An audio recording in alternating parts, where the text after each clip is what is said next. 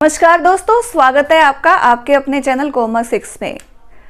Aesthete commerce की तैयारी आप लोगों की उम्मीद करती हूँ बहुत अच्छी चल रही होगी। पेपर 3 और 4 दिसंबर को है, तो हमारा वाला जो पेपर है वो 3 दिसंबर को होने वाला है, पीजीटी कॉमर्स का। तो एक मेन टॉपिक है आपका इसके अंदर बैंक रिकंसिलेशन। बैंक रिकंसिलेशन का आप पिछले 6 साल के पेपर उठा के देखेंगे तो सब में ही क्वेश्चन आया हुआ है।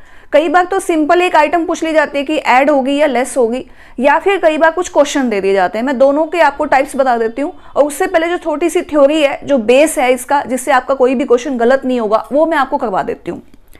सबसे पहले तो बैंक रिकंसिलेशन का मतलब क्या होता है। बैंक रिकंसिलेशन होता क्या है कि जैसे हम लोगों ने एक बैंक में खाता खुलवाया और हमने अपने घर पे भी, मतलब जो हमारी जो बुक है उसमें भी हम उसको मेंटेन करते हैं, तो जो हम अपने बुक बनाते हैं उसको हम लोग क्या बोलते हैं, कैश बुक। और जो बैंक के अंदर जो हमारी बुक होती है उसको हम लोग क्या बोलते हैं, पासबुक। बैंक हमारी क्या बनाता है, पासबुक बनाता है, और हम क्या बनाते हैं, कैश बुक बनाते हैं।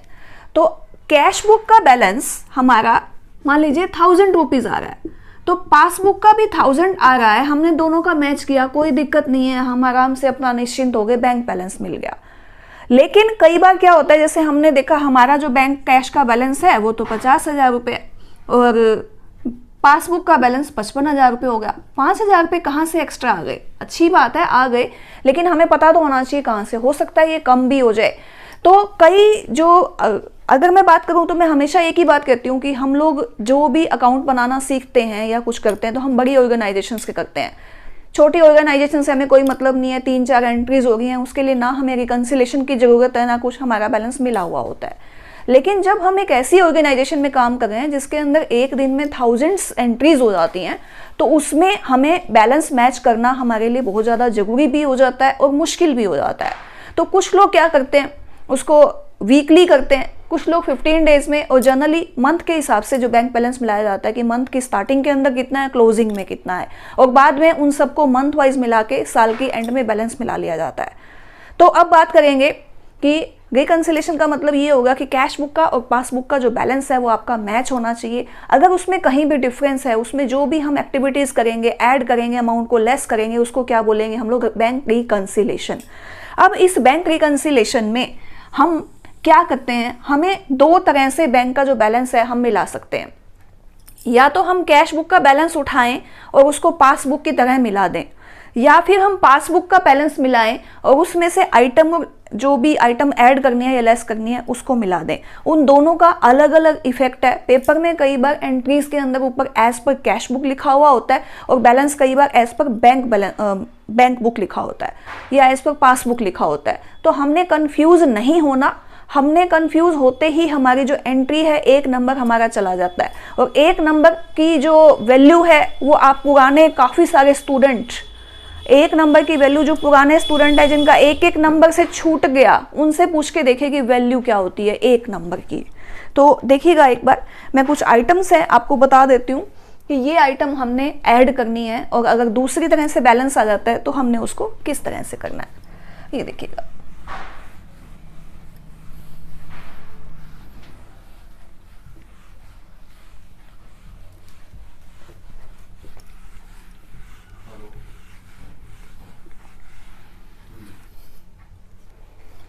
अगर हमारे पास क्वेश्चन में आ जाता है कि balance as per cash book, इसका मतलब हमने जो कैश बुक बना रखी है उसमें हमारे हिसाब से जो भी बैलेंस है, सपोज 50,000 रुपीज है, और उसके बाद वो बैंक का बैलेंस बताएगा कि हमारा कैश बुक का तो ये था और बैंक का ये है, जो डिफरेंस है वो आप बताइए कि किस वजह से है, और कुछ आइटम्स लिखी होती हैं। तो अगर ऐसा आ जाए कि कैश बुक, तो हमने कौन कौन सी आइटम ऐड करनी है, क्यों करनी है, और कौन कौन सी आइटम लेस करनी है, तो वो क्यों करनी है वो देखिएगा। अगर सपोज हमारे पास ऐड करने वाली आइटम आ गई और ये हो गई लेस करने वाली।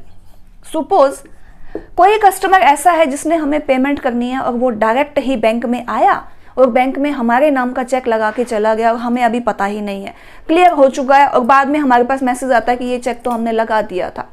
तो क्या आ जाएगा जी इसके अंदर, direct check deposited by customer. First point हो गया। एक है अगर बैंक ने कोई भी इंटरेस्ट लगाया, बैंक ने कोई भी इंटरेस्ट लगाया, तो इंटरेस्ट जब लगाएंगे तो हमारा जो बैलेंस है वो बढ़ जाएगा, लेकिन हमने तो उसको ऐड नहीं कर रखा। जो जो चीज़ें पासबुक में बैंक वालों ने ऐड की है हम सब ऐड करेंगे। तो हम क्या करेंगे जी, इसके अंदर इंटरेस्ट बाय बैंक, क्या आ गया जी, गिवन। फिर आ गया डायरेक्ट पेमेंट हो गई। डायरेक्ट बैंक ने ये कोई भी हमें कोई किसी कंपनी से डिविडेंड रिसीव हुआ, कोई पेमेंट हमें डायरेक्ट रिसीव हो गई, तो वो भी हमारी क्या होगी, ऐड हो गई। या फिर ऐसा हो सकता है चेक, हमने चेक इशू किया, हमने चेक किसी को इशू कर दिया। सपोज मैंने राम को चेक दे दिया 50,000 रुपए का, लेकिन राम ने अब तक उसको लगाया ही नहीं। राम ने नहीं लगाया, मैंने अपनी कैश बुक में से उसको लेस कर दिया और इसने अभी तक उसको लेस नहीं किया बैंक ने, क्योंकि अभी तक वो चेक हमारा बैंक में लगा ही नहीं है, उसकी ड्रॉर में रखा हुआ है। तो चेक इशूड बट, ये बहुत बार आता है ये वाला, बट नॉट प्रेजेंटेड, ये भी हमारा ऐड हो जाएगा। इस तरह से जो भी अगर बैंक के अंदर डायरेक्ट कोई भी पेमेंट आती है, बैंक को इंटरेस्ट देता है, बैंक में कोई चेक डिपॉजिट हो जाता है, किसी ने हमने चेक इशू किया, कोई पेमेंट करी, वो अब तक पहुंची नहीं है, वो सारी की सारी आपकी ऐड होने वाली है। अब उसके बाद एक लेस वाला पॉइंट आ गया। सेम ऐसे ही बैंक कोई चार्ज लगाता है, बैंक ने चार्ज लगा दिया, SMS चार्ज है, कोई भी बैंक पासबुक वगैरह मेंटेन करने के लिए कोई पासबुक इशू कर दी तो उसका भी चार्ज लगाता है। डायरेक्ट पेमेंट, आजकल बैंक क्या करते हैं, डायरेक्ट पेमेंट भी करते हैं। जैसे आपकी कोई इंश्योरेंस की किस्त पेंडिंग है, आपने कोई EMI है, वो आपके डायरेक्ट बैंक में से कटेगी और आपको इन्फॉर्मेशन नहीं मिली और वो कट गई किस्त, तो वो भी डायरेक्ट पेमेंट बाय बैंक, वो भी आपकी लेस हो जाएगी। आपको पता ही नहीं आपकी पेमेंट हो चुकी है, वो आपकी लेस हो जाएगी। फिर उसके बाद आ गया आपने चेक जो है प्रेजेंट किया, लेकिन अभी तक क्लियर नहीं हुआ, आपने सोचा 1-2 दिन में तो क्लियर ही हो जाएगा। Cheque deposit but not cleared, तो भी हम उसको लेस कर देंगे। ये एक पर्टिकुलर पीरियड का टाइम होता है। जैसे मान लो हमने 1 महीने का मिलाना है, तो 30 सितंबर तक का मान लो हमने बैलेंस मिलाना है, तो चेक हमारा क्लियर होगा 1 अक्टूबर को, तो हम 30 सितंबर तक का बैलेंस मिलाने के लिए उसमें से ये लेस कर देंगे, या जो भी आइटम है ऐड करनी है तो ऐड कर देंगे। ये होता है इसका। अब इसके बाद एक और सिस्टम क्या होता है, अगर इसकी जगह बैलेंस में पासबुक आ जाए तो हम क्या करेंगे, ये सबसे ज्यादा इंपॉर्टेंट पॉइंट है, पासबुक या फिर बैंक बुक भी कह सकते हैं। पासबुक आ जाए, फिर हम क्या करें, हमारा बैलेंस पासबुक में इतना आ रहा है, कैश बुक से हमने मैच करना है उसको, तो फिर हम क्या करेंगे,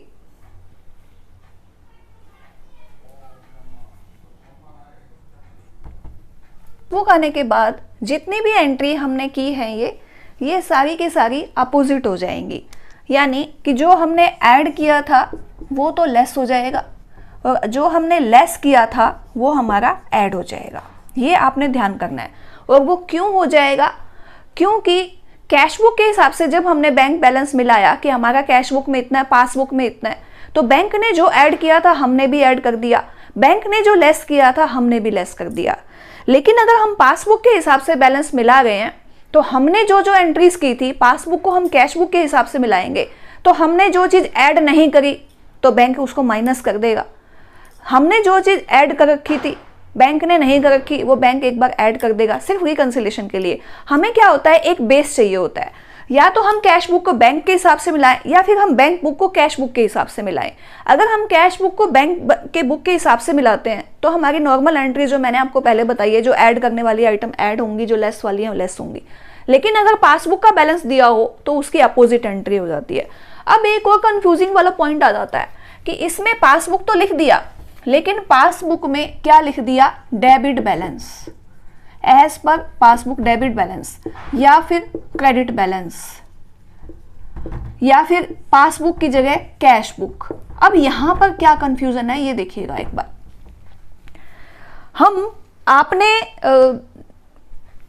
आपके सबके बैंक में तो अकाउंट होंगे ही। आप लोग कॉमर्स की तैयारी कर रहे हैं पीजीटी की, और हो सकता है आधे से ज़्यादा स्टूडेंट ऐसे हों जिनको मैं स्टूडेंट बोल रही हूँ वो वुड बी टीचर तो हैं और ऑलरेडी टीचर भी होंगे, किसी ना किसी स्कूल में कहीं ना कहीं पीजीटी कॉमर्स में प्राइवेट स्कूल में टीचिंग करते होंगे। तो ऐसा तो नहीं है कि आपके बैंक में अकाउंट नहीं होंगे। अगर आप कहीं और वर्किंग में होंगे या कैसे, तो आपकी सैलरी आती होगी अकाउंट में, या फिर आपकी कोई भी पेमेंट आई तो क्या मैसेज आता है, 25,000 30,000 credited in your account as salary, या कितना भी बैलेंस आपको मिला क्रेडिटेड। जब भी आपको बैलेंस मिलता है तो उसमें बैंक का क्या मैसेज आता है, क्रेडिटेड। लेकिन हम तो उसको डेबिट करते हैं। हमारे पास जो पैसा आएगा हम तो बैंक अकाउंट डेबिट करेंगे।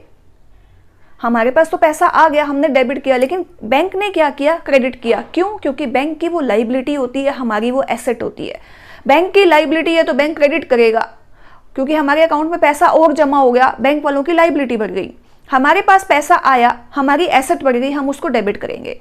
इसलिए अगर बैंक एज पर पासबुक डेबिट बैलेंस आ जाए, एज पर पासबुक डेबिट बैलेंस आ जाए, इसका मतलब नेगेटिव बैलेंस है। तो जब हम यहां से बैलेंस करेंगे तो हम यहां पर माइनस कर देंगे, तब हम आइटम्स को उठाएंगे ऐड या लेस करने के लिए। अगर क्रेडिट बैलेंस आ जाए एज पर पासबुक, इसका मतलब क्या है, हमारा फेवरेबल बैलेंस है। हम डेबिट बैलेंस में हमारे पास कुछ ना कुछ बैंक में डिपॉजिट है, हम यहां पर प्लस का साइन लगा देंगे। ऐसे ही कैश बुक में अगर डेबिट बैलेंस आ गया तो फेवरेबल है, प्लस में है हम।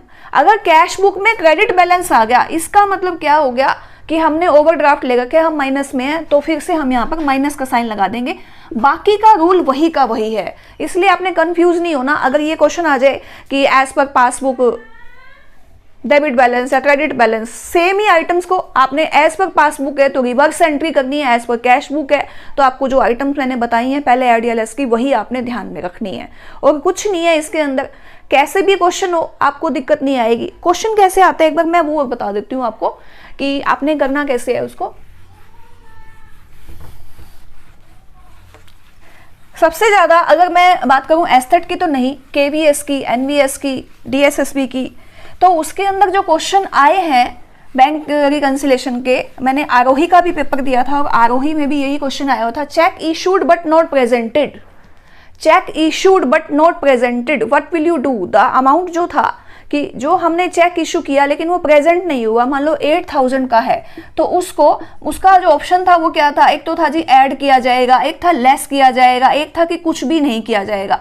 तो हम क्या करेंगे उसके अंदर, अगर 8,000 का चेक इशू है बट नॉट प्रेजेंटेड है, एज पर कैश बुक है, तो हम उसको ऐड करेंगे, ये आपने ध्यान करना है। ऐसे कोई और आइटम पूछी जा सकती है, मान लो बैंक ने कुछ चार्ज किया तो आप उसको ऐड करेंगे या लेस करेंगे। तो बैंक ने अगर चार्ज किया तो हम उसको लेस करेंगे, बैंक ने कोई इंटरेस्ट दिया है तो हम उसको ऐड करेंगे, बैंक में कोई हमने चेक प्रेजेंट इशू डिपॉजिट किया लेकिन अब तक वो क्लियर नहीं हुआ तो हम उसको लेस कर देंगे, ये आपने ध्यान करना है। कई बार क्या है कि बैंक का जो बैलेंस है वो इतना जैसे दे दिया कि ये बैंक का बैलेंस है जी, अब cheque issued but not presented, मान लो 10,000 50,000 का बैलेंस है, cheque issued but not presented, cheque issue कर दिए बट प्रेजेंट नहीं हुए हैं अब तक, तो 8,000 के ही हैं, तो 8,000 रुपीज को हम क्या कर देंगे, माइनस कर देंगे। उसके बाद आएगा कि बैंक ने कुछ चार्ज लगा दिया, बैंक ने चार्ज कर दिया मान लो 200 रुपये, तो हम 200 रुपये को भी लेस कर देंगे। उसके बाद check deposited but not cleared, तो वो भी हमारा कितना हो जाएगा, माइनस हो जाएगा। मान लो कितना हो गया जी हमारा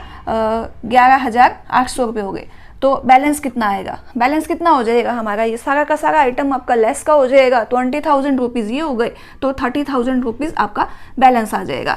ऐसे भी क्वेश्चन आ सकते हैं कि बैंक का बैलेंस पूछ ले, ये टोटल है और उसमें से क्या ऐड करना है, आपको क्या लेस करना है, तो आपने ध्यान करना है। अब की बार से आपका ये वाला क्वेश्चन तो कम से कम गलत नहीं होना चाहिए। तो अब आपकी जो वीडियोस हैं, जो टॉपिक है, जितने भी रह गए, मेरी पूरी कोशिश रहेगी, हमारा जो 1 मंथ से ज़्यादा का टाइम है लेकिन हम 1 मंथ ही मान के चलेंगे कि ये अक्टूबर है, इसके तो 3-4 दिन रह गए, और जो दिसंबर है उसके 2 दिन को हम क्या काउंट करेंगे। 1 महीना आपके पास है, 1 महीना दे दीजिए आप बस अपने कॉमर्स की पढ़ाई को, एस्थेट की तैयारी के लिए। बाकी तैयारी आपकी चली गई होगी, 1 महीना आप दे दीजिए, उसके बाद आपके पास रिजल्ट होगा, आपका क्लियर होगा और वैकेंसीज आप फिल कर रहे होंगे। बस 1 महीने की बात है, 1 महीना। अब सब फेस्टिवल्स पूरे हो चुके हैं, अब आपने क्या करना है, सिर्फ और सिर्फ प्रैक्टिस करनी है। किसकी, एस्टेट के पेपर्स की, और जो टॉपिक आपके जहाँ पर भी आपको वीक पॉइंट लगता है वो आप करते रहेंगे। रिवीजन सीरीज मेरी चली रही है, मेरे जो टॉपिक हैं, मेरी वीडियोस हैं वो आपको मिलती रहेंगी। आपके एक टॉपिक के बाद आपको बुक उठाने की ज़रूरत नहीं पड़ेगी कि अब मुझे बुक भी उठानी पड़ेगी, एक वीडियो में ही आपका एक टॉपिक आपका क्लियर हो जाएगा। काफ़ी सारे टॉपिक मैंने करवा भी दिए हैं, वो आप पीछे वाली वीडियो में देख सकते हैं। बाकी कोई बिगिनर्स है जिसने बिल्कुल बेसिक से करना है तो काफ़ी सारी वीडियो जो मैंने एस्टेट की बना रखी हैं, 42 वीडियोस प्लेलिस्ट के अंदर हैं, एस्टेट कॉमर्स 20 के नाम से है, 2020। आप वो देख लीजिए, उसमें टॉपिक वाइज काफ़ी कंसेप्ट हैं जो आपको काफ़ी हेल्प करेंगे एस्टेट में। तो मिलते हैं अगली वीडियो में। Thank you.